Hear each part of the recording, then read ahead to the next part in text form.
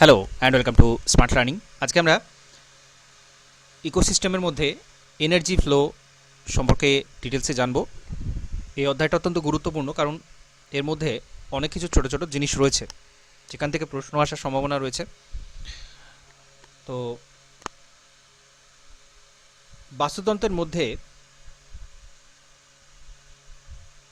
শক্তি প্রবাহিত হয়, অর্থাৎ একেবারে উৎপাদক থেকে শুরু করে বিভিন্ন পুষ্টি স্তরের মধ্য দিয়ে শক্তির যে প্রবাহ, জীবন ধারণের জন্য যে শক্তিটা প্রয়োজন, সেই শক্তিটা একটা পুষ্টি স্তর থেকে অন্য পুষ্টি স্তরে স্থানান্তরিত হয়। এই বিষয়টাই হচ্ছে বলা হয় এনার্জি ফ্লো। তো এই শক্তির ক্ষেত্রে আরও কয়েকটা বিষয় গুরুত্বপূর্ণ, যেমন হচ্ছে আমরা সাধারণত কাজ করার ক্ষমতাকে শক্তি বলি, এবং বাস্তুতন্ত্রে শক্তির মূল উৎস হচ্ছে সূর্য। আর এই রূপান্তরিত সৌরশক্তি অর্থাৎ সালোক সংশ্লেষ প্রক্রিয়াতে সৌরশক্তিটাকেই রূপান্তরিত হয়ে খাদ্য শক্তিতে পরিণত হয় সেটা। তো সেটা এক দেহ থেকে অন্য দেহে স্থানান্তরিত হয়, এটাকেই আমরা এক কথায় এনার্জি ফ্লো বলি। আর শক্তি প্রবাহের ক্ষেত্রে তাপ গতিবিদ্যার দুটো গুরুত্বপূর্ণ নিয়মের মাধ্যমে এটা নিয়ন্ত্রিত হয়। প্রথম সূত্র হচ্ছে শক্তির রূপান্তর সম্ভব, কিন্তু সৃষ্টি বা ধ্বংস সম্ভব নয়। শক্তির শুধুমাত্র রূপান্তর সম্ভব। দ্বিতীয় সূত্র হচ্ছে শক্তি স্থানান্তরিত হওয়ার সময় কিছুটা শক্তি ব্যয়িত হয় বা অপচয় হয়। এই দুটোই আমাদের এই অধ্যায়ের জন্য খুব গুরুত্বপূর্ণ। এক নম্বর হচ্ছে শক্তি রূপান্তরিত হয় মাত্র, দ্বিতীয় হচ্ছে শক্তি যখন স্থানান্তরিত হয় তখন কিছুটা ব্যয়িত হয়, কিছুটা অপচয় হয়। এখন এই যে শক্তির অর্জন, শক্তি আসছে, এইটা খুব গুরুত্বপূর্ণ। আমরা এখানে দেখতে পাচ্ছি সূর্য থেকে যে সৌরশক্তি আসছে সেটা তড়িৎচুম্বকীয় তরঙ্গের মাধ্যমে আসে। আলোক মাত্রই সেটা কিন্তু তড়িৎচুম্বকীয় তরঙ্গ, এবং সূর্য থেকে সেটা আসে। সেটা যদি 100% ধরা হয়, ভূপৃষ্ঠে তার কিছু শতাংশ মাত্র এসে পৌঁছাতে পারে, এবং সেখান থেকে মাত্র 0.02% এনার্জি যতটা এসে পৌঁছালো তার মাত্র 0.02%ই সালোক সংশ্লেষ প্রক্রিয়ার মাধ্যমে ব্যবহত হয়। অর্থাৎ যে শক্তিটা এসে পৌঁছাচ্ছে সেটা সালোক সংশ্লেষের মাধ্যমে মাত্র 0.02% সালোক সংশ্লেষ উদ্ভিদ ব্যবহার করছে সেই শক্তিটাকে। এখন এই যে সৌরশক্তি, এটা তো এক একটা অক্ষাংশে এক এক রকম আসে, আমরা জানি সব অক্ষাংশে সমান সৌরশক্তি আসে না। তো প্রত্যেক স্কোয়ার মিটারে একটা হিসেব আছে কত ক্যালোরি শক্তি আসে। 0 থেকে 20 ডিগ্রি উভয় অক্ষাংশের মধ্যে এটা হয় 173 into 10⁴ kilo calorie per square metre. এটা 0 থেকে 20-র মধ্যে, 20 থেকে 40-র মধ্যে এটা কমে হয়ে যায় 163 ইন্টু 10⁴। এটা 40 থেকে 60-এর মধ্যে থাকে আবার 114, আর 60 থেকে 80-র মধ্যে 73। এভাবে এটা কমতে থাকে, পোল এরিয়াতে একেবারেই কম। তো এটা এলো বিভিন্ন অক্ষাংশে বিভিন্ন রকম এলো। আর সালোক সংশ্লেষ প্রক্রিয়া, সেটাও কিন্তু আমাদের এই অধ্যায়টা জন্য খুব গুরুত্বপূর্ণ। সালোক সংশ্লেষ প্রক্রিয়াতেই এটা পরিণত হচ্ছে। তো 6CO2 plus 12H2O, carbon dioxide এবং জল, তার সাথে সৌরশক্তি উপস্থিতি আর কিছু উৎসেচকের প্রক্রিয়া রয়েছে, এর মাধ্যমে এটা গ্লুকোজে পরিণত হয় এবং অক্সিজেন তৈরি হয়। এই প্রক্রিয়াটা আমরা জানি, এটা সালোক সংশ্লেষ প্রক্রিয়া, এবং এই প্রক্রিয়াতেই কিন্তু সৌরশক্তিটা রূপান্তরিত হয়ে উদ্ভিদ দেহে সঞ্চিত হচ্ছে, অক্সিজেন এবং গ্লুকোজ তৈরি হচ্ছে, আর এই গ্লুকোজটাই হচ্ছে শক্তির উৎস। এটাই উৎপাদকের দেহে আবদ্ধ থাকে, এটাই প্রাথমিক, দ্বিতীয়, তৃতীয়, পরপর পরপর প্রত্যেকটা স্তরের মধ্য দিয়ে প্রবাহিত হয়। এখন এখানে আরেকটা খুব গুরুত্বপূর্ণ টার্ম আসবে, সেটা হচ্ছে ফটোসিনথেসিস এফিসিয়েন্সি।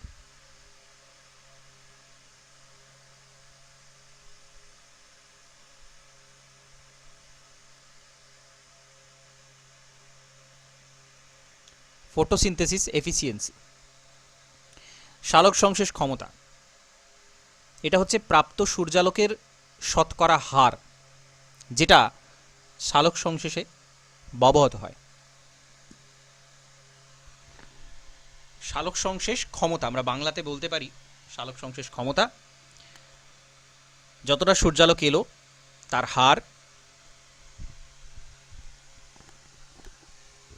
যেটা কিনা ব্যবহৃত হচ্ছে। এর একটা ফর্মুলা আছে, PE photosynthesis efficiency is equal two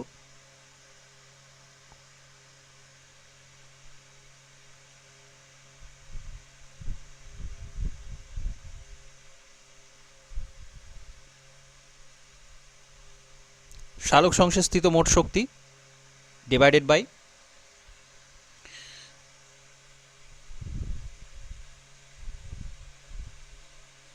কৃষিক্ষেত্রে পতিত মোট শক্তি।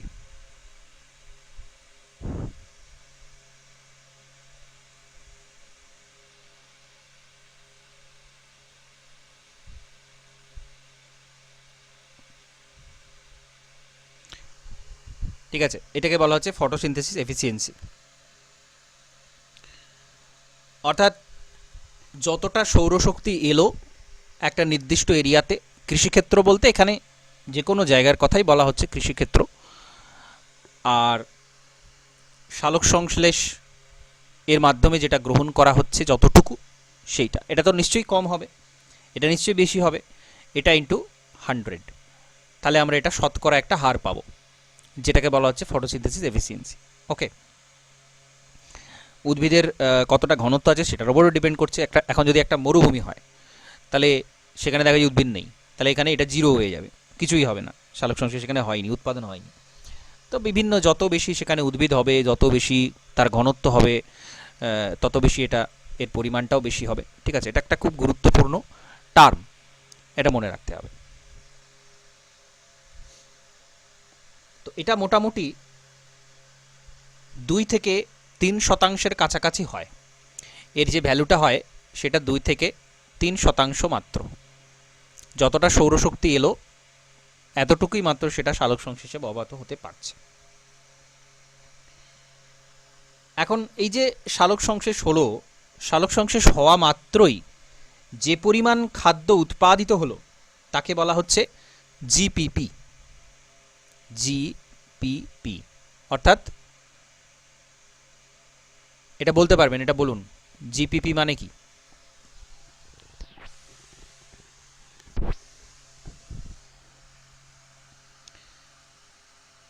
Gross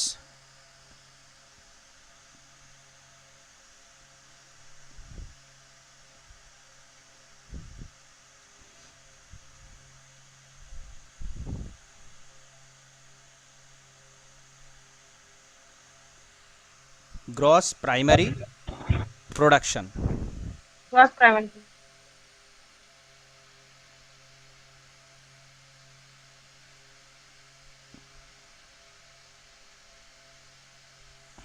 gross primary production.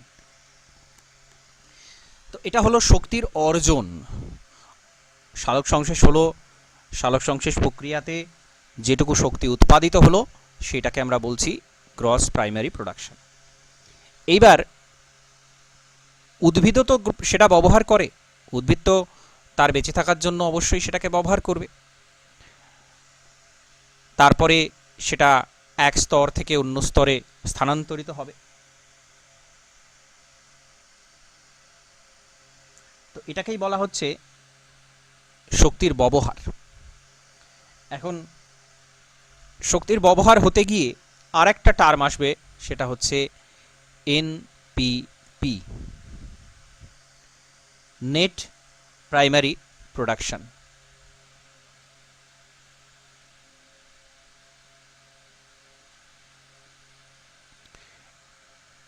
অর্থাৎ উদ্ভিদ তার বেঁচে থাকার জন্য, তার জৈবনিক কার্যকলাপ সম্পন্ন করার জন্য যে শক্তি ব্যবহার করে নিচ্ছে, অর্থাৎ মোট উৎপাদিত শক্তি থেকে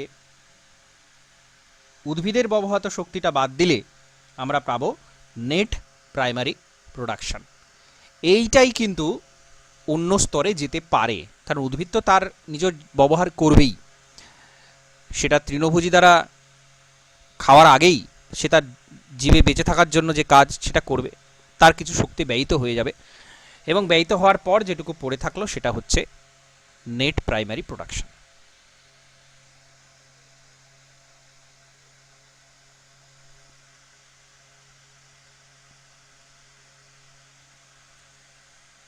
এরপরে বিভিন্ন খাদ্য স্তরে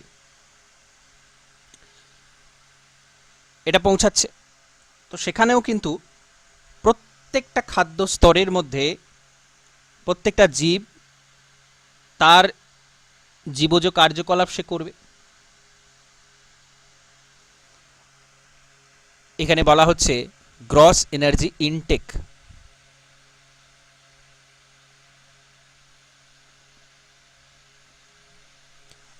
অর্থাৎ আমরা এটাকে বলতে পারি অর্জিত শক্তি। অর্জিত শক্তি ইজ ইকুয়াল টু কি দাঁড়াবে? শ্বসন, শ্বসন শক্তি, রেসপিরেশন, রেচন শক্তি, এক্সক্রিশন,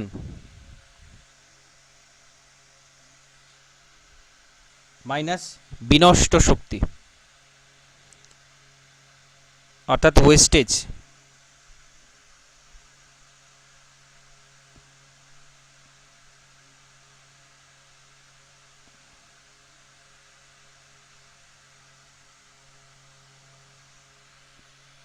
তো এইটা ফাইনালি যেটা আসছে সেটা হচ্ছে গ্রস এনার্জি ইনটেক, অর্থাৎ এইগুলো ব্যবহৃত হচ্ছে। ব্যবহৃত হচ্ছে কোথায়? শ্বসন, অর্থাৎ কোষীয় যে কার্যকলাপ, সেই শ্বসনের ফলে সেখানে কিছুটা ব্যয়িত হয়ে যাচ্ছে, ব্যবহৃত হয়ে যাচ্ছে। রেচন, দেহ থেকে বিভিন্ন রকম দূষিত পদার্থ বের করে দেওয়ার যে পদ্ধতি, সেখানে কিছুটা সেটা করতে গিয়ে কিছুটা শক্তি ব্যয়িত হচ্ছে, আর কিছুটা শক্তি বিনষ্ট হচ্ছে, ওয়েস্টেজ, যেটা আমরা শক্তি সংরক্ষণের দ্বিতীয় সূত্র থেকে পাচ্ছি যে শক্তি স্থানান্তর হওয়ার সময় কিছুটা বিনষ্ট হয়। তো মোট শক্তি থেকে এইটা যখন বাদ দেওয়া হচ্ছে, তাহলে আমরা সেটা পাচ্ছি অর্জিত শক্তি, গ্রস এনার্জি ইনটেক।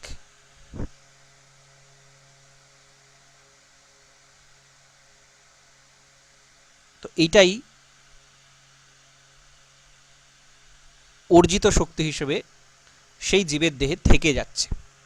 সে এতটা অর্জন করতে পারলো, কারণ বাকিটা তো ব্যয়িত হয়েই যাচ্ছে, এটা তার দেহে থেকে যায়, এবং এইটাই পরবর্তী যে খাদ্য স্তর সেখানে পৌঁছতে পারে। বাকিটা বিনষ্ট হয়ে যাচ্ছে, এইভাবে বিভিন্নভাবে ব্যবহৃত হয়ে যাচ্ছে, বাদ চলে যাচ্ছে। তো এটা হলো শক্তির অর্জন, শক্তির ব্যবহার। অর্জন হলো প্রথমে, তারপরে ব্যবহার, আর এরপরে আসবে শক্তির স্থানান্তর।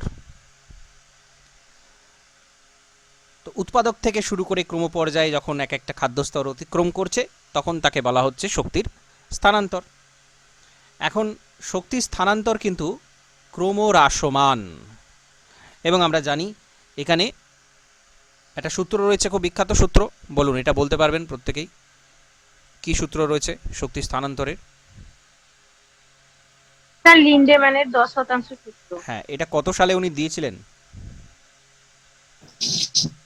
1942। 1942-তে উনি এটা দিলেন। এবারে অত্যন্ত বিখ্যাত একটা সূত্র, এটা বাস্তব একটা সূত্র। উনি মিনেসোটাতে, আমেরিকা যুক্তরাষ্ট্রে, সেখানে ছোট মেনভোটা বলে একটা হ্রদ, সেখানে সমীক্ষা চালালেন। হ্রদের মধ্যে যে বাস্তুতন্ত্র, সেখানে সমীক্ষা চালালেন, এবং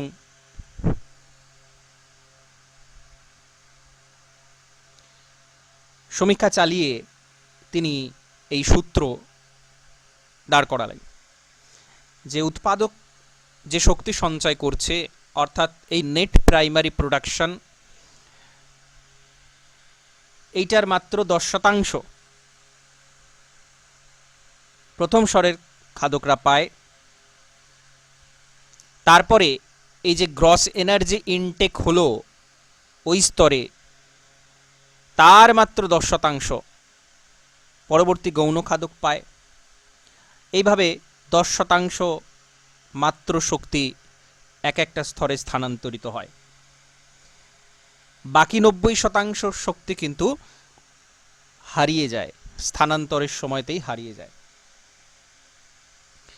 তো এরকমভাবে সর্বোচ্চ খাদক পর্যন্ত পৌঁছাতে পৌঁছাতে প্রায় সমস্ত শক্তিটাই কিন্তু বিনষ্ট হয়ে যায়। এখানে পরিষ্কার দেখানো আছে প্রাইমারি প্রোডাকশন এবং শক্তির যে পিরামিড সেটাও কিন্তু দেখানো আছে, ইভেন ডিকম্পোজারটাও দেখানো আছে।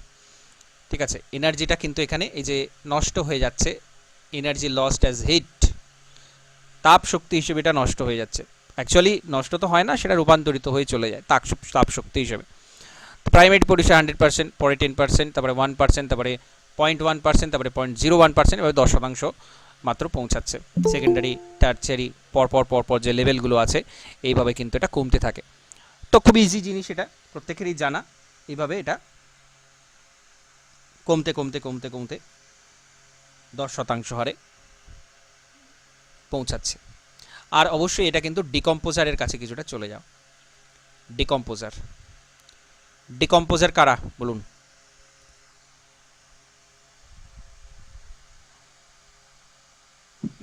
যারা ওই মানে মৃত বিভিন্ন পচে ব্যাকটেরিয়া যাওয়া, যারা মানে খাদ্য সংগ্রহ করে, একটু যেমন পরিষ্কার করে বিভিন্ন বলুন। যারা মানে এই মৃত দেহ থেকে খাদ্য সংগ্রহ করে, বিভিন্ন ব্যাকটেরিয়া ছত্রাক, তাদেরই ডিকম্পোজার বলা হয়, বিয়োজক। খাদ্য সংগ্রহ করলেই ডিকম্পোজার হয়ে যায়? মৃতজীবী তো প্রাণী পুষ্টি অনেক আছে, সংগ্রহ করে।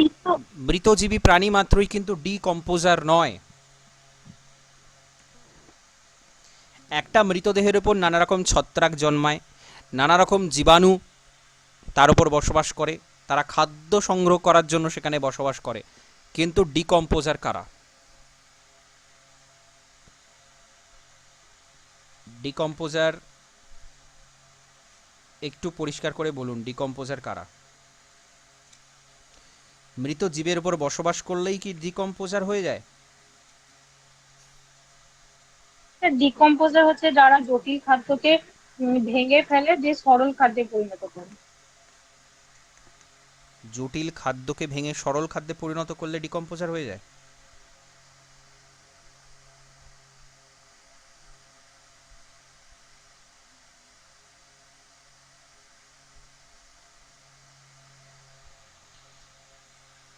যারা পরিবেশে যে সমস্ত মৃত প্রাণী উদ্ভিদ আছে তাদের দেহের যে জটিল যৌগ, যেটা সে নানানভাবে খাদ্য সংগ্রহের মাধ্যমে নিজের কোষে সঞ্চিত করেছিল, সেই জটিল যৌগটাকে সরল যৌগে পরিণত করে মাটিতে ফিরিয়ে দিচ্ছে, তারা হচ্ছে ডিকম্পোজার। মাটিতে ফিরিয়ে দিচ্ছে। আমরা নানা রকম খনিজ পদার্থ উদ্ভিদের দেহের মাধ্যমে বা অন্য খাদ্য স্তর থেকে সংগ্রহ করছি, আমাদের শরীরে সেটা আসছে, আমাদের কাজে লাগছে, তারপরে কোষে সঞ্চিত হয়ে যতটুকু থেকে যাচ্ছে, সেইটা একটা প্রাণী মারা গেল বা একটা উদ্ভিদ মারা গেল, তার কোষের মধ্যে অনেক সে সমস্ত উপাদান পড়ে আছে, সেই উপাদানগুলোকে মাটিতে যারা ফিরিয়ে দিচ্ছে,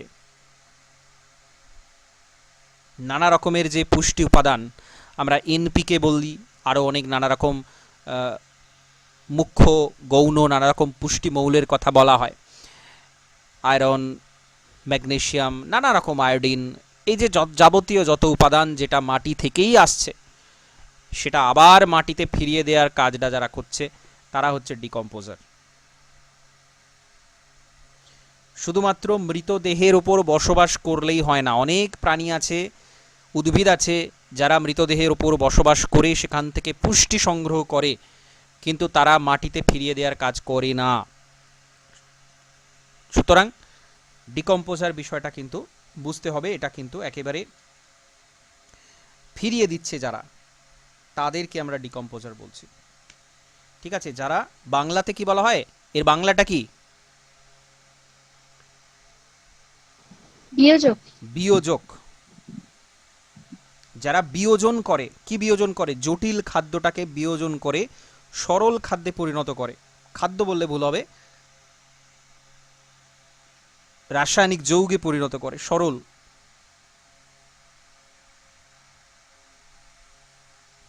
এবং মাটিতে ফিরে যাচ্ছে। তো এটা হচ্ছে ডিকম্পোজার। ওকে, এখন ইকোসিস্টেমটা আমি পড়াবো ডিটেলসে, ইকোসিস্টেমটার মধ্যে এটা আসবে। এখানে এলো কারণ এখানে ডিকম্পোজার একটা বিরাট বড় ভূমিকা আছে। ডিকম্পোজার না থাকলে কি হতো বলুন তো? ডিকম্পোজার না থাকলে কি হতো? ওগুলো মাটিতে আর ব্যাক করতো না। মানে কি হতো অ্যাকচুয়ালি, ব্যাপারটা কি হতো? আমরা কি দেখতাম? কোনো মৃতদেহ, শক্তি, তাহলে এই যে সার্কেলটা, এটা কমপ্লিট হলো সার্কেল না তো তাহলে। কমপ্লিট হতোই না, এবং কোনো হ্যাঁ। মৃতদেহ সেটা মাটিতে মিশতো না, আমরা অ্যাজ ইট ইজ দেখতাম পড়ে আছে সেটা। হুম, হুম, হুম। পচন কখন ধরে? যখন এগুলো ভাঙতে শুরু করে তখন, এই জীবাণুর কার্যকলাপের ফলে, ডিকম্পোজারের কাজের ফলে। তো প্রাণী মারা গেল, সেটা অ্যাজ ইট ইজ পড়ে আছে, মাটির ওপর হোক যেখানে ওপর হোক পড়ে আছে, তার কোনো বিকৃতিও হতো না, কোনো কিছু না, অ্যাজ ইট ইজ সেম পড়ে থাকতো। এটা আমরা দেখতে পেতাম। কিন্তু ডিকম্পোজাররা কী করে? সেটাকে ভেঙে দেয়, তার মধ্যেকার যত খাদ্য পুষ্টি উপাদান যা কিছু ছিল সব ভেঙে দেয়, দেওয়ার পর সেটা মাটিতে মিশে যায়। এটাই হচ্ছে প্রসেস। হলো?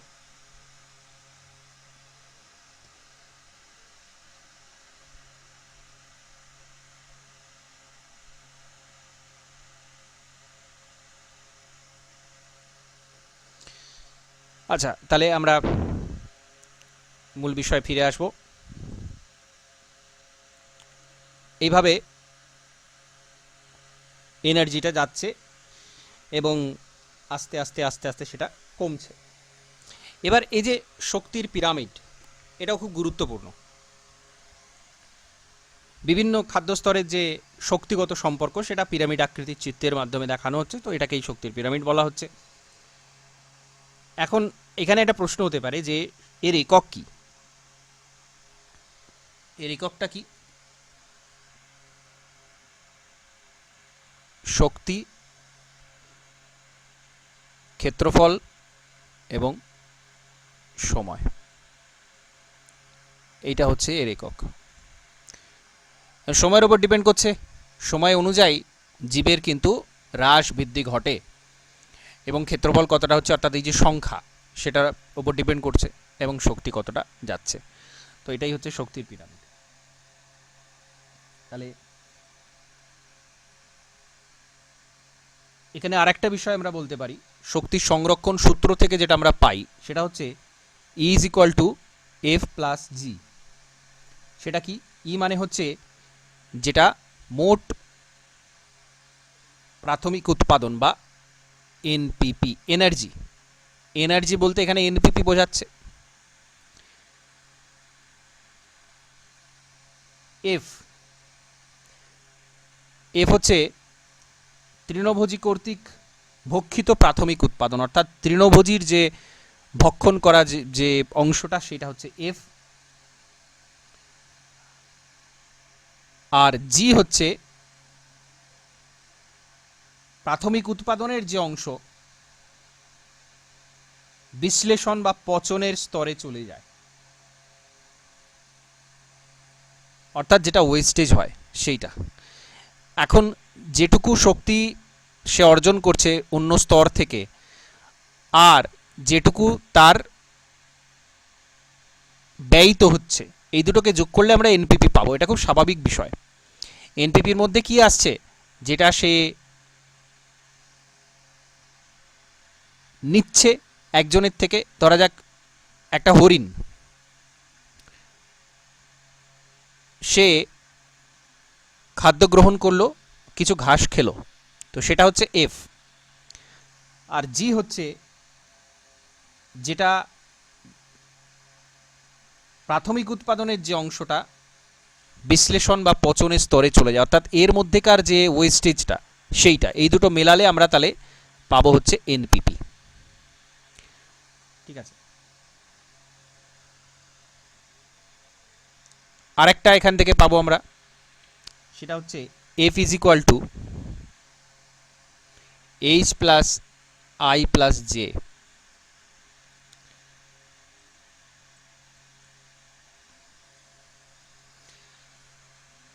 এইচ হচ্ছে কি তৃণভোজী স্তর থেকে শক্তির যে অংশ সরাসরি বিশ্লেষণ স্তরে চলে আসছে,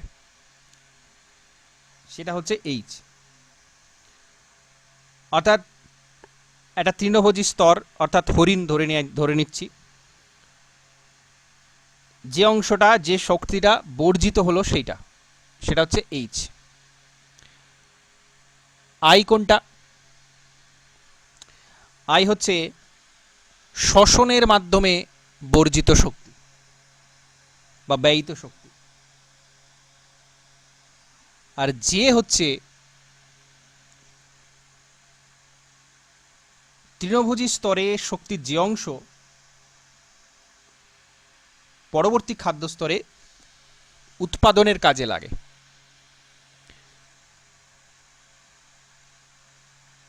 একটা অংশ তো কাজে লাগছে শক্তি হিসেবে, সেটা হচ্ছে জি। তো যাই হোক, এটা জাস্ট আমাদের একটু বুঝে রাখতে হবে যে এইভাবে এক একটা অংশকে আমরা এইভাবে বলতে পারি, এইভাবে ব্যাখ্যা করতে পারি। কিছুই না, সবই এনপিপি থেকে বা তারপরে যে অংশ ব্যয়িত হচ্ছে সেইগুলোকে এক একটা ভাগ হচ্ছে, যে এখানে শ্বসনে ব্যয়িত হচ্ছে, এটা কাজে লাগছে, খাদ্য তৈরিতে কাজে লাগছে, তার নিজস্ব জৈবিক পদ্ধতিতে কাজে লাগছে, এইগুলো। এখন এই যে শক্তি প্রবাহিত হচ্ছে, এটা আমরা পিরামিডটা দেখলাম, পিরামিডের জন্য আমরা এগুলো এইভাবে ব্যাখ্যা করতে পারি, পিরামিড। আচ্ছা, পিরামিডের কথা যখন এলো, এই যে পিরামিড, উল্টানো পিরামিডটা কোথায় দেখা যায়? এই ধরনের উল্টানো পিরামিড হয়, তো সেটা কোথায় দেখতে পাই আমরা? সংখ্যা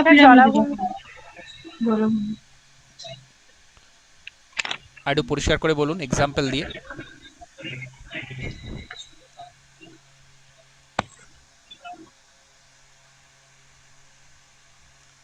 এক্সাম্পল দিয়ে বলুন পরিষ্কার করে, পরিষ্কার হলো না।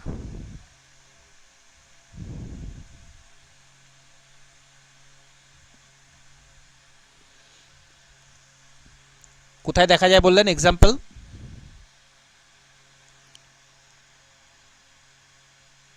স্যার জলজ প্রাণী, জলজ বাস্তুতন্ত্রে দেখা যায়, জলবন্তী। হ্যাঁ, জলজ প্রাণীদের মানে এক্সাম্পলটা পরিষ্কার হলো না, কি রকম জলজ প্রাণীদের? কি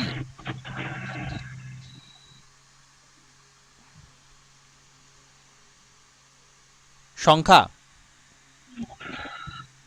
হ্যাঁ স্যার, সংখ্যা পিরামিড যেটা। কি রকম ব্যাপারটা? জলে উৎপাদক কম থাকে, আস্তে আস্তে যত শেষ স্তরে যায়, মানে যে কোনো জলাশয়ে, আপনার কথা অনুযায়ী যে কোনো জলাশয়ে বড় বড় মাছ বেশি থাকবে,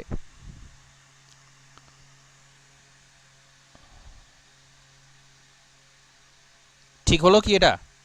না, সংখ্যার পিরামিডটা হয় না। যেটা হয় সেটা হচ্ছে ভর, মাস, ভর। কারণ হচ্ছে কি, একটা জলাশয় মানে একটা তার সীমারেখা আছে নির্দিষ্ট, যে কোনো বাস্তুতন্ত্রের এই সীমারেখা থাকে। একটা পুকুর, হ্রদ, এরকম জলাশয়ের সেটা সীমিত, এবং সেখানে প্রাথমিক উৎপাদকের যে ভর, তার থেকে সেকেন্ডারি উৎপাদকের মানে খাদকের প্রাথমিক খাদকের যে ভর সেটা একটু বেশি হয়। কারণ এখানে উৎপাদক হিসেবে সাধারণত ফাইটোপ্ল্যাঙ্কটন থাকে, কিছু কিছু শৈবাল জাতীয় উদ্ভিদ থাকে, এগুলোর সংখ্যাটাই বেশি, তো তাদের ভর কম হয়। দ্বিতীয় স্তরে যারা জুপ্ল্যাঙ্কটন এবং সেটাকে ভক্ষণকারী আরও ছোট ছোট ছোট ছোট কীটপতঙ্গ, তাদের ভর মাস কিন্তু একটু বেশি হয়। ভরের কথা আসছে এখানে, এখানে সংখ্যা নয়। সংখ্যা দিলেই কিন্তু সেটা নর্মাল পিরামিড হয়ে যাবে, কারণ অসংখ্য ছোট ছোট উদ্ভিদ থাকে, সংখ্যা নয়, ভর।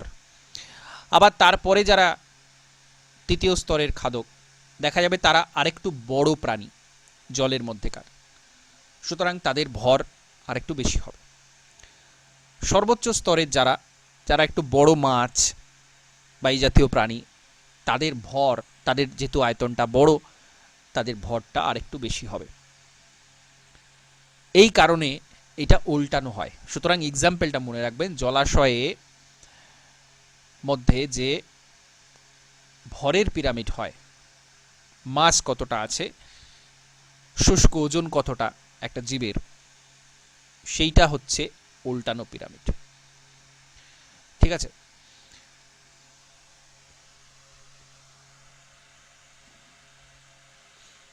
তো এটা হলো। এবার আমাদের চলে আসতে হবে শক্তি প্রবাহ মডেল। ঠিক আছে?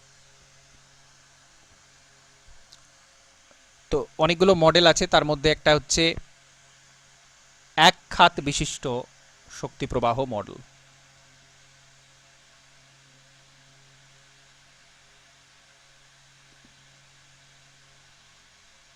এটা দিয়েছেন কে? এটা দিয়েছেন লিন্ডেম্যান।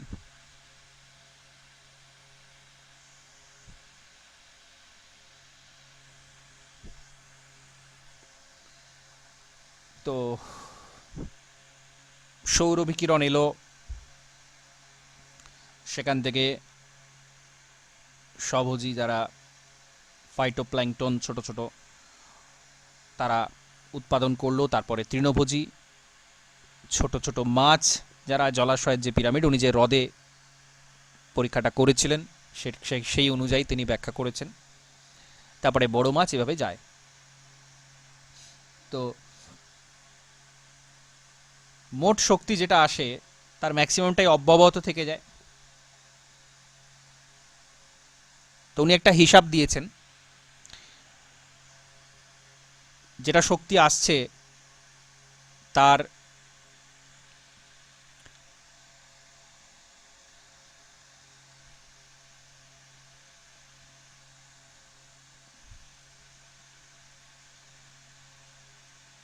এটা প্রতি বছরে এতটা শক্তি ফাইটোপ্ল্যাঙ্কটন গ্রহণ করছে, এবং মোট উৎপাদিত শক্তির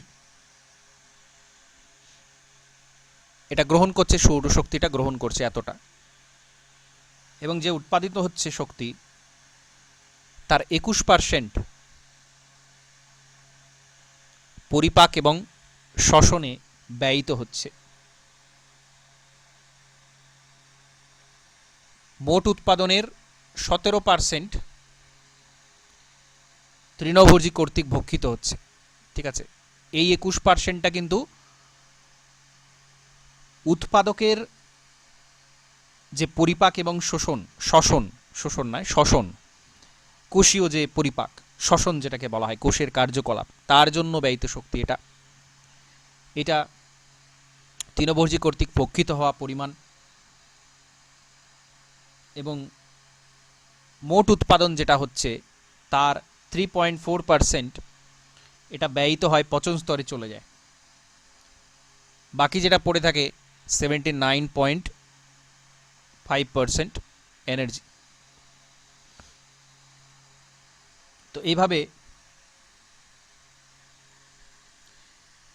তৃণভোজী প্রাণীর মধ্যেকার যে শ্বসন, তার ব্যয়িত শক্তির পরিমাণ উদ্ভিদের শ্বসনের থেকে বেশি হয়। এটা খুব সাধারণ কথা, কারণ উদ্ভিদের কোষের মধ্যে যে শ্বসন হয় তার থেকে তৃণভোজী প্রাণীর শরীরে যে শ্বসন হয় সেটার হারটা অনেক বেশি।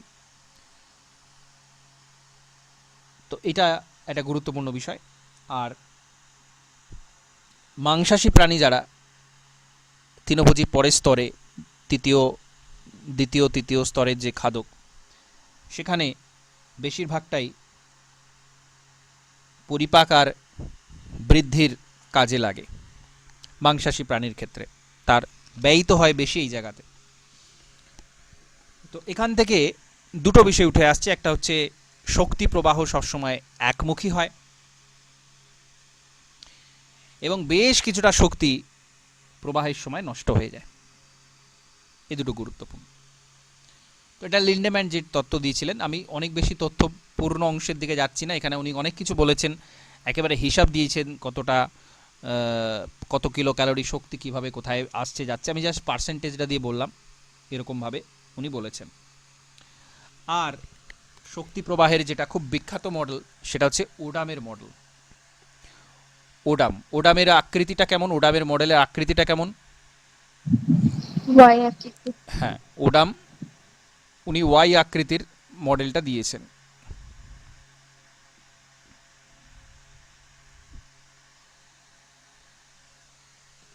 তো আমেরিকার উনি ফ্লোরিডাতে সিলভার স্প্রিং নামে একটা নদীর বাস্তুতন্ত্রের শক্তি প্রবাহ হিসাব করেন, গবেষণা করেন এবং ওয়াই আকৃতির মডেলের অবতারণা করেন। তো এখানে সবুজ অ্যালগি, নীলাভ সবুজ শৈবাল, ডায়াটাম এরা উৎপাদক, শামুক ছোট মাছ প্রথম শ্রেণীর খাদক, বড় মাছ দ্বিতীয় শ্রেণীর, এবং সর্বোচ্চ খাদক হচ্ছে কিছু প্রজাতির মাছ, কিছু পরজীবী এরা। তো এর বৈশিষ্ট্য কি? শক্তি প্রবাহ সবসময় একমুখী হয়, এখানে কখনোই সূর্যতে শক্তি ফিরে যায় না, খাদ্য শৃঙ্খলের শুরু থেকে যত শেষের দিকে যাওয়া যায় ততই শক্তির অপচয় ঘটে, ব্যয়িত হয় এবং কিছুটা বিয়োজিত হয়।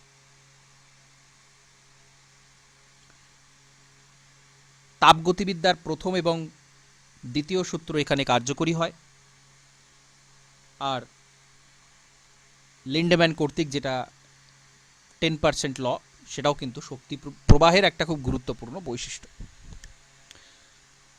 তো এই হচ্ছে ওভারঅল শক্তি প্রবাহ। ঠিক আছে, কিছুই না, খুব সাধারণ বিষয়, এবং এখানে যেগুলো থেকে প্রশ্ন আসতে পারে আমি বললাম। এবার আমি বাস্তুতন্ত্রের কিছু ইম্পর্টেন্ট টার্ম, ইম্পর্টেন্ট বিষয়ে চলে যাব।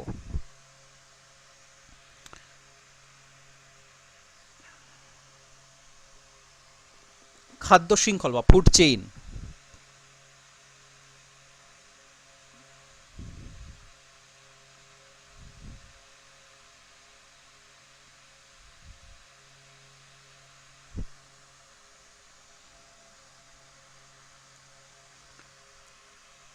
গ্রেজিং,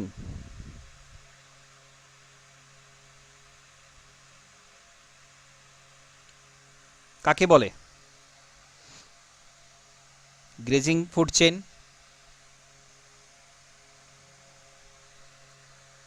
এটা বলতে স্যার পারবে? যে হ্যাঁ,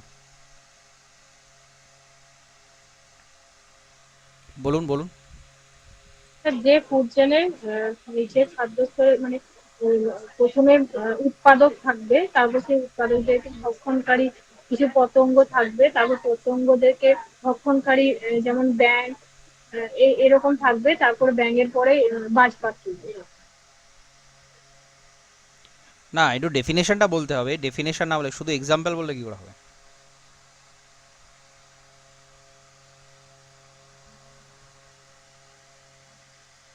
বাংলাটা হচ্ছে চারণভূমি, চারণভূমি খাদ্য শৃঙ্খলা, অর্থাৎ এখানে উৎপাদক থাকে, তৃণভোজী থাকে, তৃণভোজী, চারণভূমি অর্থাৎ যারা চড়ে বেড়ায় যেসব প্রাণী, সেই প্রাণীগুলো এখানে থাকবেই, এবং তাকে খাওয়ার জন্য মাংসাশী প্রাণী থাকবে। এটাই হচ্ছে গ্রেজিং, চারণভূমি খাদ্য শৃঙ্খল।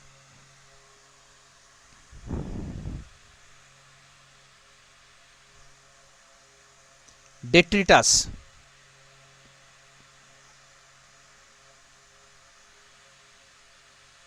ডেট্রিটাস কাকে বলে?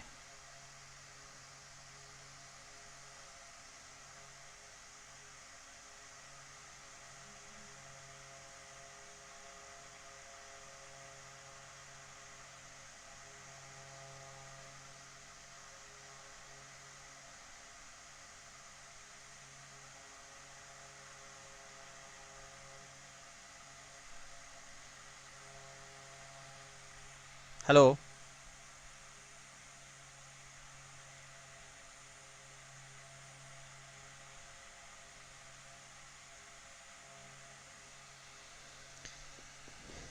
ডেট্রিটাস মানে হচ্ছে পচা বস্তু,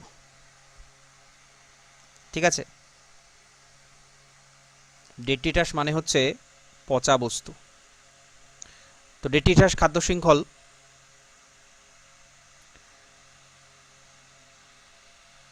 কি হবে তাহলে?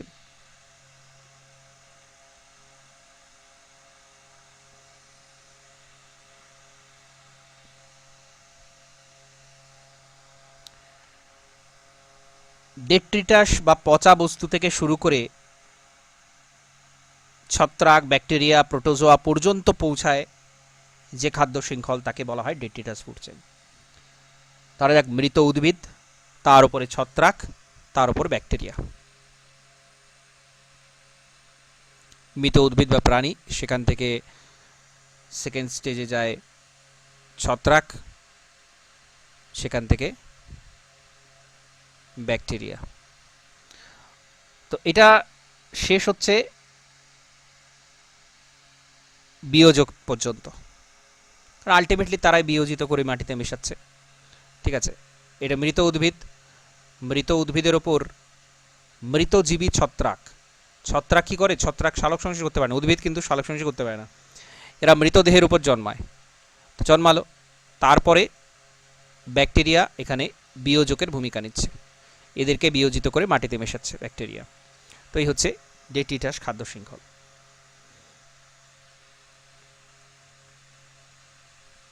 আচ্ছা, আরেকটা খাদ্য শৃঙ্খল হচ্ছে প্রিডেটর ফুড চেইন।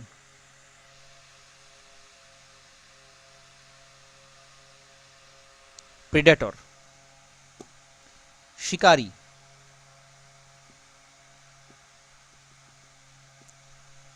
এখানেও তৃণভোজী বা শাকাহারী প্রাণীদের স্তর থেকে শুরু করে বৃহত্তর মাংসাশী স্তরে শেষ হচ্ছে, তাকে বলা হচ্ছে শিকারী বা প্রিডেটর ফুড চেইন। ব্যাং, সাপ, ময়ূর।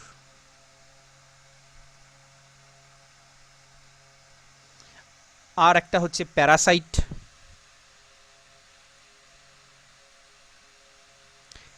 প্যারাসাইট যেটাকে বলা হচ্ছে পরজীবী। বড় জীব থেকে শুরু করে ক্রমশ ছোট ক্ষুদ্র জীবে স্থানান্তরিত হচ্ছে, তাকে বলা হচ্ছে প্যারাসাইট বা পরজীবী। মানুষ, সেখান থেকে কৃমি, সেখান থেকে প্রোটোজোয়া। মানুষ, মানুষের অন্ত্রে বসবাসকারী কৃমি, এবং সেখান থেকে প্রোটোজোয়া। স্যাপ্রোফাইট বা মৃতজীবী।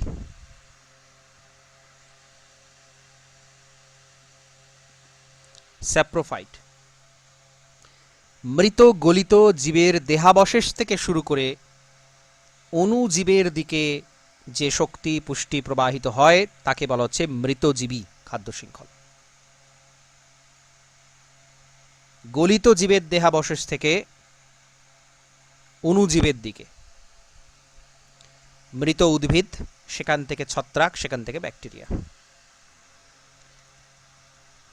ঠিক আছে? তো এই টাইপগুলো কিন্তু মনে রাখবেন, প্রত্যেকটা ইম্পর্টেন্ট। এই যে প্যারাসাইট বা এগুলো, এখানে কিন্তু উদ্ভিদ নেই, শুধুমাত্র বড় প্রাণী থেকে ছোট প্রাণীর দিকে এখানে যাচ্ছে, এটাও খুব ইম্পর্টেন্ট।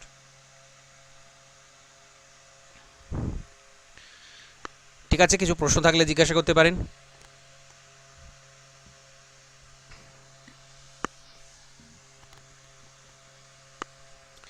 ঠিক আছে, তাহলে আজ ক্লাসটা এখানে কমপ্লিট করছি। নমস্কার, ধন্যবাদ।